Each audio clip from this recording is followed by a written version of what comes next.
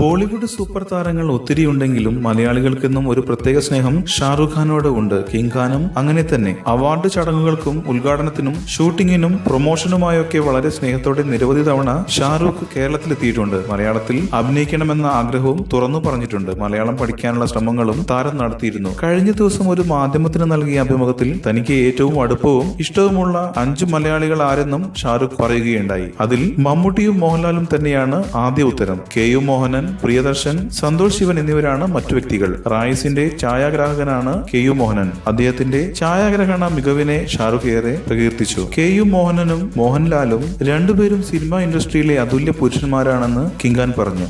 കൂടുതൽ സിനിമാ വാർത്തകൾക്കും വിശേഷങ്ങൾക്കും ഇപ്പോൾ തന്നെ സബ്സ്ക്രൈബ് ചെയ്യൂ മലയാളം ക്രിയേഷൻസ്.